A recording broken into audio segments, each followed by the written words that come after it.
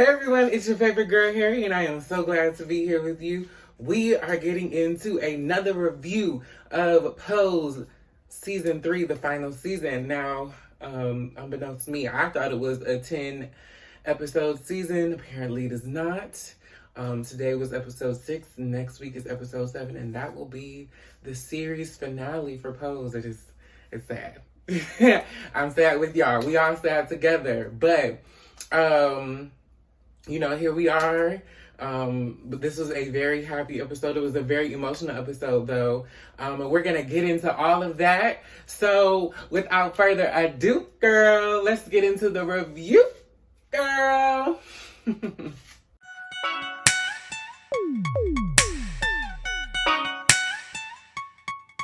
Yeah.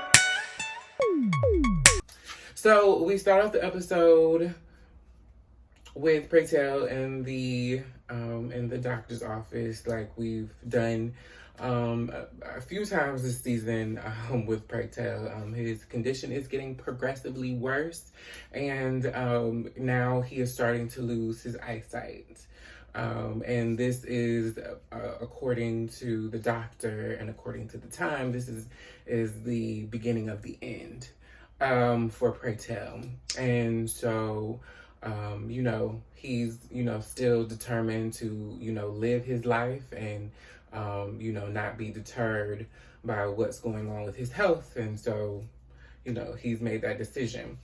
Of course, we're still preparing for Angel and Papi's wedding, even though we don't really know if it's going to happen due to Papi having a baby. He's not a baby though, even though they refer to him as a baby in this whole episode, but he's 5. He's a big baby, but to the parents, they're always gonna be our babies, right? Angel is still on the fence. She's still upset, but it is what it is. And Blanca basically tells, Angel, how else was you gonna have a child? You can't have one, so you can't physically get pregnant. So, this is the only, variable or the only other option that you were gonna have in this space. And in this, in this particular space, Berto doesn't have a mother because his mother passed away. So here you are, can be a whole mother. And so, Angel is still processing that, still dealing with that. Papi is still waiting for her, to let him know what's going to go on with the wedding and how that's going to play out. So then we also move into Lulu and her life. And, last episode, well, I didn't talk about it, but last episode, Lulu is dating the security guard at the strip club that she works at, and they are in this relationship, and it's toxic, and they do drugs together, and they use together, but Lulu has made a conscious decision to get clean. And Electra has bought her a new apartment, and she is not with the shits no more. She's been 1 month clean, and, apparently her boyfriend has decided he does not want to get clean. He does not want to get off that stuff. And Lulu is like, well, you can't be here. You gotta go. I refuse to, go down the road that Candy did, which Candy didn't go down the road of addiction, but I just don't want to end up with like Candy is, and that is, somewhere not living on my dream, passed away because, of some man. And I was very happy for Lulu in that moment. Get rid of these trifling ass dudes, girl. So there she is with that. And we move on to Angel and her father. And Angel goes to see her father because she's getting married and she wants him to know that she's getting married. And it's funny because Angel has changed a lot since she has left home. And she still, gives her father money and all of that stuff, which is wild to me. That, you still feel this obligation to family, even though they haven't been the best to you. I was just like, that's some deep ingrained stuff in us as people of color, and also being a part of the LGBT community. We feel this, separation, but we still feel this need to be, loyal and look for their validation. And that's what essentially she was looking for when she talked to her father about their wedding, or about her wedding. And people didn't know that, she was transitioning. So when she came back around, they were like, who is this? I thought you had a son. And he was like, no, this is my daughter, which I thought was nice that he at least acknowledged her as his daughter. But I feel like it was more of him trying to save face and, not suspect that, something is wrong with his child. So, it is what it is. But at least she got that acknowledgement as a daughter. She goes on to say about, how her father never showed up for her, and it was kind of really hard for her after her mother's passing. And, he basically said, I didn't know what to do. I was doing the best that I could. And she's like, you're right. But you still learn, it's not enough. And she said, thank you for helping me realize that when I'm the person that has been there for me for so long and has loved me through all of the things that I have, all of my shortcomings and the things that I've done wrong and all of those things, and I let them down when they needed me most. And you showed me that, I can still be this wonderfully beautiful person and come, from this hard path, and still look for validation of people that don't necessarily or don't have the capacity to give me that. And she said, but I'm gonna go where I can get that. And so she goes back to the apartment that she shared with Papi, and Berto is there, and they're talking, and he's having a conversation with Berto in the moment about being a man, but still being able to show his feelings and have feelings, and never letting people think that he can't have feelings and that he can't show emotion. I thought that was a beautiful conversation about not being toxically masculine. Like, it was just so good. It was like, I was like, oh my God, Savannah, that's a good man. If you don't get the reference, you're not old enough. But Savannah, that's a good man. And Angel comes in and she basically says, your father is giving you some really good advice. And, I just, hope that, you learn that, people can love you, and, you can forgive people, and, it's just a beautiful thing to be loved and to be able to show emotion and be able to forgive and move forward. And basically, they have a come to Jesus moment, a kumbaya moment, and it was just really fucking special. I just really like this come together moment, and this realization that Angel had, that Papi has always been there for her, and he's not gonna go anywhere. She just has to embrace this new family, because this is essentially what she wanted. She wanted a family. She wanted to, be a mother and be a wife and all of those things. And all of those things can happen for her. She just has to, let go of her own insecurities at sometimes, and just, learn to be understanding and be there for those that have truly been there for her. So now that all of the, now that we have established that the wedding is still on, they have to go get their marriage license. And so, the girls are together. They're having a conversation about how she's going to do this, because on her passport, she still has M on her passport. And so Lulu was like, well, girl, we can go get somebody that can, get that M turned into an F. Electra is like...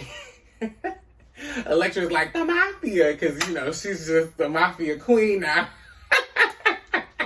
So all of her, resolutions to everything is the mafia. It's like, girl, no. And then also,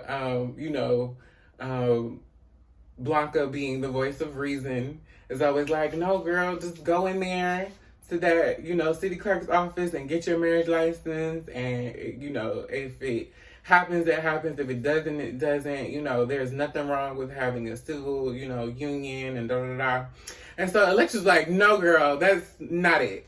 That's not happening. She was like, that may be good for our gay friends, but we're not doing that. For the price of this wedding, this is going to be a legitimate union, a legitimate marriage. And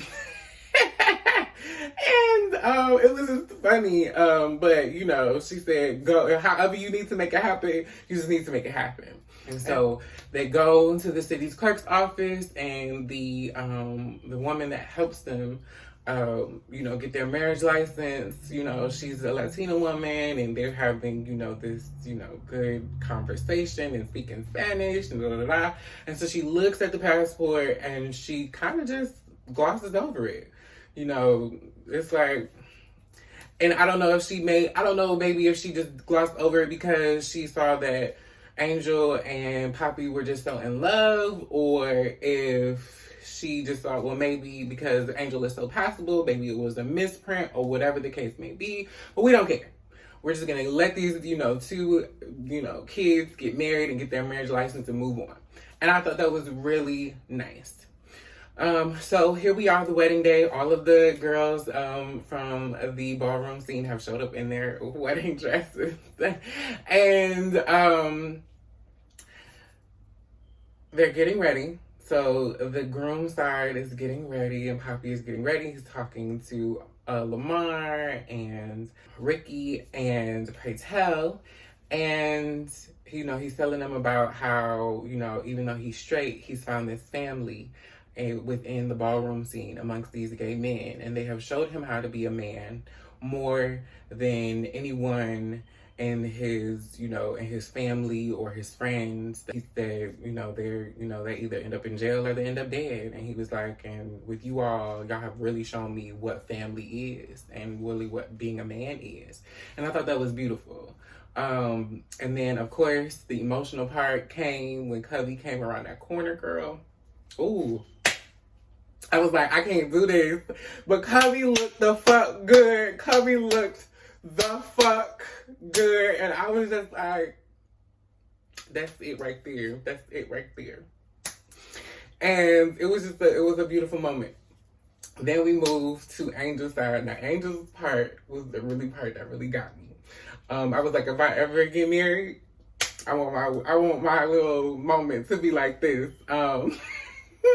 So, of course, the tradition is, for good luck, the bride gets something old, something new, something borrowed, and something blue.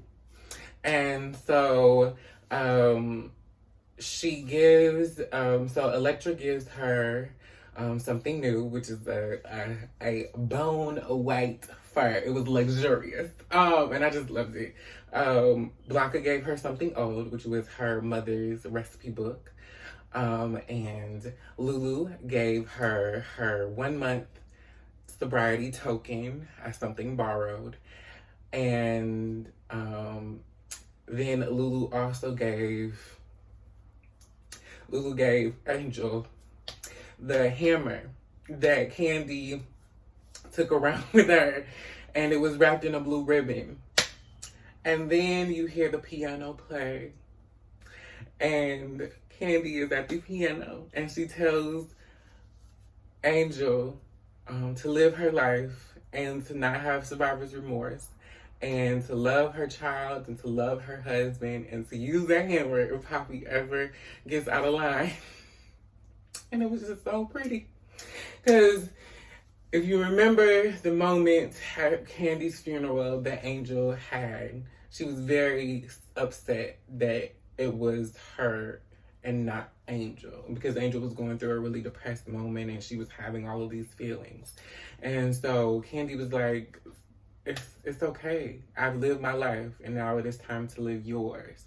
And as you know, the statement goes, Angel is always the first of us, but she doesn't have to be the last. It was so good. It was so good. It was so good. It was so emotional. It was, oh my goodness, it was so good. It was everything you wanted a LGBT queer wedding to be. Oh my goodness, it was beautiful. And it was like, it was so good.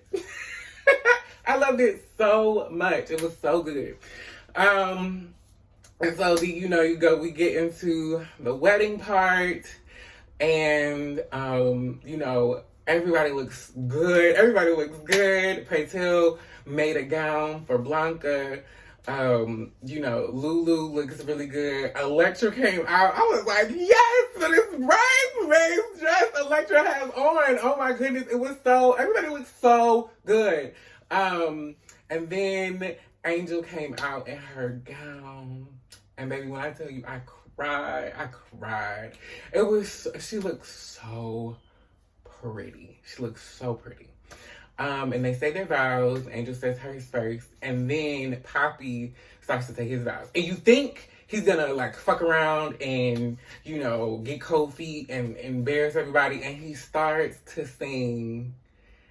And oh my goodness. I was like, what? This man is singing. This man is, oh my goodness. And then Ricky singing background, girl. I was like, oh my God. I was like, oh my goodness. And he was just, it was so good. It was like, the tears. It was happy tears. It wasn't like last season where he was crying because, everything was just broke down and fucked up. They were happy tears. It was so good. It was so, it was emotional. I was like, girl, if my wedding not like this, I don't want to get married. But yes, it was beautiful. It was a beautiful moment. And,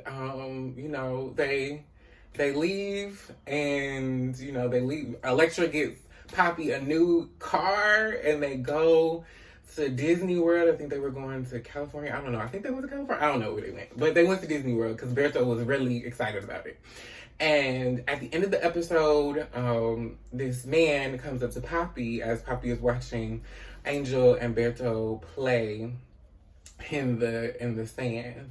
And he says, oh, is that your family? He's like, yeah, we just got married and da-da-da. He was like, yeah, that's my family. He's like, it's nothing better in the world. And he's like, you're right, it's not. And he goes and he plays with his new wife and his son. And it's oh my goodness. It was so good. It was so good. I just enjoyed the entire episode. Oh, and then when the funniest part about this whole episode for me though was Angel becoming a mom and becoming a mother. And she was left with Berto for the first time, and Berto was acting crazy and acting up, and she was throwing chips at him, trying to get him to calm down, and she ended up having to call Blanca. And Blanca's like, he's a kid, girl. You gotta be patient, and you gotta do stuff. You gotta interact with him. You can't just let him do whatever. That's why he acted crazy. And it was just so cute. Watching her find her way into motherhood because she was so nervous about it. But this episode overall was just really good. It was really heartwarming. I'm really sad to see this series go. Because it honestly and truly could go on for at least, I want to say, I really feel like they should have rounded it out with 5. Hopefully, maybe we'll get a spinoff. Maybe we'll get something even more, maybe not even so heavily LGBT related, but with really good LGBT characters. I don't know. But I just really enjoy Pose, and I don't know what's going to happen next week. But next week is the series finale. So hopefully they end it out with just an amazing feeling, an amazing vibe. I hope nothing really too traumatic happens, because I don't feel like crying for, an hour. But, if I have to, I will. Lord knows I did it last season with Candy's funeral, so I will do it again. But that is the end of the episode. Also, it is Pride Month, y'all. Oh my God, yay! So you will get a lot of Pride content from me. I'll be doing some facts about videos. It is also June, so Juneteenth is this month, so we'll be doing some intersectional videos about Black people and, you know, Black people that intersect the LGBT and Black communities. We'll be talking about that, and you may get a behind the scenes video for a couple photo shoots, girl. You never know. So stay tuned, because things are coming, and I can't wait for you all to see, and, you know, comment down below what you liked about this episode, what you think happened next episode. And yeah, girl, I thank you guys so much for watching, because you could have been anywhere else on the internet, but you decided to watch me. Thanks. Bye.